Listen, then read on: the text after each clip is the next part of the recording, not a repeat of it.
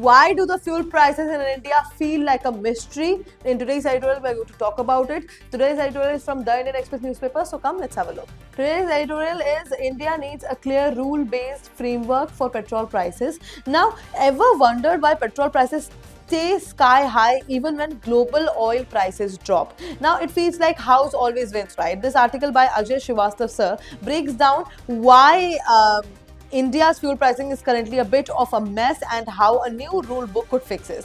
First, let's talk about the background.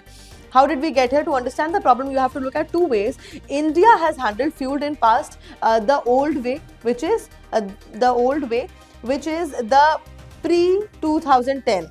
Now the government basically picked a price and stuck to it. If global oil got expensive, the government paid the differences, so citizens didn't feel the pinch. This was nice for us, but made the country go into huge debt. Now what is the new way?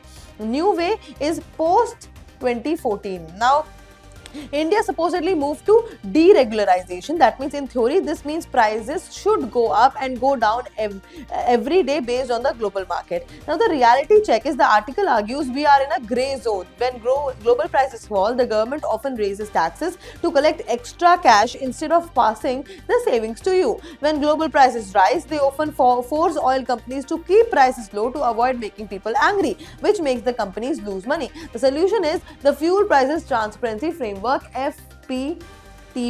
Now the author suggests FPTP, basically a clear public math formula, so everyone knows exactly why they are paying what they are paying. How does the math work? Number one, the raw material. Take the price of a barrel of oil in dollars and convert it into rupees. Number two, the blend. Add the cost of ethanol also, which is mixed with petrol to make it greener and cheaper. Number three, the middleman cut. Add a fixed amount for refining the oil, shipping it to stations and paying the pump owner's commission. Lastly, the tax. Add a clear, predictable tax. The goal is, if the price of oil is supposedly $100 a barrel, the pump price should be around rupees 102. And if the government wants to help the citizens during crisis, they should have a preset rule to cut taxes by a certain percentage. The big picture is the three-part strategy: rule-based pricing, smart friendships, keep buying oil from reliable partners like Russia without letting other countries bully us.